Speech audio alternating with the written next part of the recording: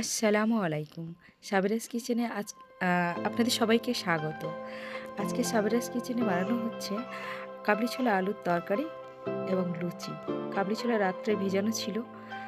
সকালবেলা এটাকে পরিষ্কার করে ধুয়ে তার মধ্যে পরিমাণ মতো পানি, ২ টো কাঁচা আলু এবং গরম মসলা, লবণ অ্যাড করে ওটাকে সিদ্ধতে দেওয়া হচ্ছে।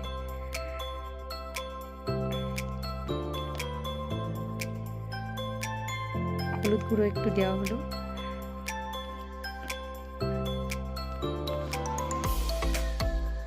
অল্প একটু তেল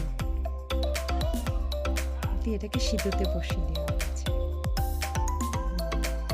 ওদিকে কাবলি ছোলা সিদ্ধ হচ্ছে, ততক্ষণে ময়দা লুচি করার জন্য ময়দাতে পরিমাণ মতো পানি, লবণ, একটু চিনি এবং সাদা তেল অ্যাড করে ময়দাটাকে মাখানো হচ্ছে।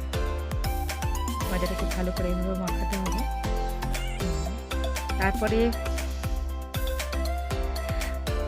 তারপরে ময়দাটাকে ১০-১৫ মিনিটের জন্য একটু রেখে দেওয়া হবে। ময়দা মাখানোর পরে উপর থেকে একটু তেল ছড়িয়ে দিয়ে ময়দাটা ঢাকা দেওয়া হবে।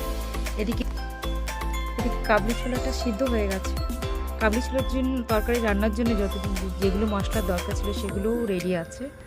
আপনারা দেখতে পাচ্ছেন কাবলি ছোলা সেদ্ধটা। এদিকে টমেটো পিউরি।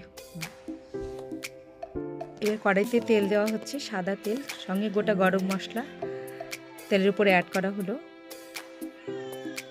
তারপরে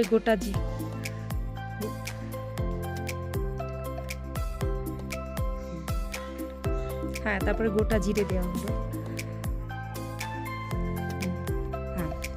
গোটা জিরে এবং গোটা গরম মশলা তেলের উপরে দিয়ে একটু নাড়াচাড়া করতে হবে। তারপরে আদা রসুনের পেস্ট দেওয়া হলো। আদা রসুনের পেস্ট দিয়ে আবার একটু নাড়াচাড়া করতে হবে। একটু নাড়তে হবে। তারপরে পেঁয়াজ ও কাঁচা লঙ্কা পেস্ট করা এটাকে কড়াইয়ের মধ্যে ঢেলে কড়াইয়ের মধ্যে এটা দিয়ে একটু নাড়াচাড়া করতে হবে। করার পরে টমেটো পিউরি ঢেলে দিলাম। এটাকে একটু ভালো করে কষাতে হবে মশলাটাকে টমেটো পিউরি দিয়ে। তারপরে গুঁড়ো লঙ্কা অ্যাড করলাম মশলার সঙ্গে। তারপরে কাবলি ছোলা বানানোর জন্য একটা মিক্স মশলা ছিল, সেটাকে দেওয়া হলুদ গুঁড়ো সঙ্গে অ্যাড করা হলো হলুদ গুঁড়ো। তারপরে ধনিয়া গুঁড়ো, ধনিয়া গুঁড়ো দেওয়া পরে এবারে দেওয়া হচ্ছে পরিমাণ মতো লবণটা দিয়ে মশলাটাকে সুন্দর করে কষিয়ে তেলটা যেন উপরের দিকে ছেড়ে আসে সেভাবে কষাতে হবে। তেলটা ছেড়ে গেছে, আপনারা দেখতে পাচ্ছেন। এরপরে এর সঙ্গে আলু অ্যাড করতে হবে। আলু দেওয়া হলো। কাবলি ছোলা আলুর তরকারি যেহেতু বলেছিলাম, তো কাবলি ছোলা পরে অ্যাড করব। আগে আলুটা ভালো করে কষিয়ে নিতে হবে, যেহেতু আলুটা কাঁচা আর কাবলি ছোলাটাকে সিদ্ধ করে রাখা ছিল, তাই আলুটা আগে কষিয়ে নিচ্ছি, পরে কাবলি ছোলা। এদিকে কাবলি ছোলার সঙ্গে 2টো কাঁচা আলু সেদ্ধ করা হচ্ছিল, সেটাকে ম্যাশ করা হচ্ছে। এই ম্যাশ করা আলুটা এই কারণেই দেওয়া যাতে কাবলি ছোলা আর আলুর তরকারির মধ্যে গ্রেভিটা সুন্দর হয়, তার জন্য দেওয়া। এবার ঢাকা দেওয়া হলো আলুটা দিয়ে। তারপরে একটু নাড়াচাড়া করে তারপরে একটু কষাতে হবে ভালো করে আলুটা, যাতে ভালোভাবে সিদ্ধ হয়।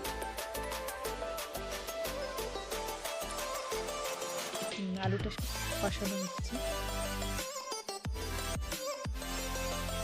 মশলাটা যাতে সুন্দরভাবে কষানো হয় তার জন্য একটু ভালো করে নাড়াচাড়া করে এবারে সিদ্ধ কাবলি ছোলা এর মধ্যে দিয়ে দেওয়া হবে।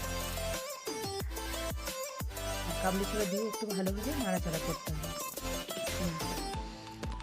দেখতেই পাচ্ছেন আপনারা কাবলি ছোলা আলু কষানোর পরে হালকা একটু অল্প করে একটু পানি দিতে হবে, কেন কি না যাতে করে মশলাগুলো কড়ার তলাইতে না ধরে যায়। এবং ম্যাশ করা আলুটাও এই সময় দিয়ে দিতে হবে। ম্যাশ করা আলু দিয়ে ভালো করে নাড়াচাড়া করে তারপরে পানি দিয়ে দেওয়া হলো কাবলি ছোলা আলু ঝোলের জন্য। তারপরে ঢাকা দিয়ে দেওয়া হলো। কিছুক্ষণ পরে খুলে আবার একটু নাড়াচাড়া করে দেখে নেওয়া হচ্ছে যে আলুটা সিদ্ধ হয়েছে কিনা, যেহেতু কাবলি ছোলা সিদ্ধ ছিল তাই আলুটা দেখা যাচ্ছে। এবারে গোটা গোলমরিচের গুঁড়ো সেটা মেশানো হলো, সঙ্গে শাহি গরম মশলা একটু উপর থেকে আর ধনে পাতা ছড়িয়ে দেওয়া। এরপরে এরপরে এরপরে ঢাকনা দিয়ে ওটাকে 10 মিনিট মতো রান্না করতে হবে। এদিকে রেস্টে রাখা ময়দাটাকে একটু মাখিয়ে নেওয়া হচ্ছে। দেখছেন আপনার কতটা সফট হয়েছে ময়দাটা। এবার লুচির জন্য বেলে নেওয়া হচ্ছে। ময়দাটা সুন্দর সফট হয়েছে এবং অনেকগুলো বেলাও হয়ে গেছে। এবারে লুচি ভাজা হচ্ছে, দেখতে পাচ্ছেন সুন্দরভাবে লুচিগুলো ফুলে যাবে। ফুলো ফুলো লুচি, ফুলকো ফুলকো লুচি দারুণভাবে বানানো হচ্ছে, দেখতেই পাচ্ছেন আপনারা। অনেকগুলো লুচি ভাজা হয়ে গেছে, আরও ভাজা হচ্ছে।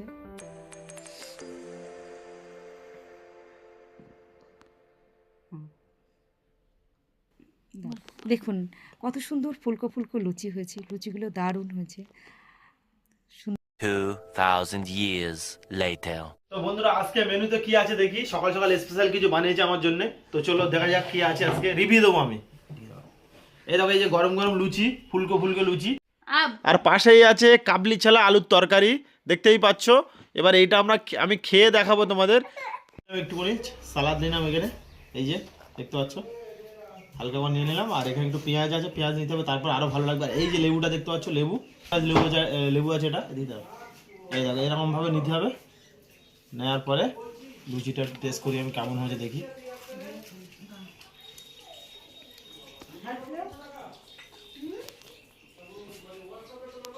ও খুব সুন্দর, এত সুস্বাদু হয়েছে কি বলবো আমি।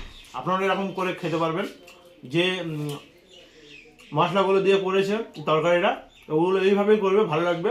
আর লুচিগুলো এইভাবে করবে, দেখো লুচি দেখো কেমন নরম নরম লুচি। তো চলো পরে দেখা হচ্ছে। যে সাবস্ক্রাইব করো নি সাবরা রান্নাঘরটাকে সাবস্ক্রাইব করো, আর যদি লাইক করেন অবশ্যই একটা লাইক করবে, আর যদি ভিডিও ভালো লাগে তাহলে একটা কমেন্ট করবে। তো next blog, tata, bye bye.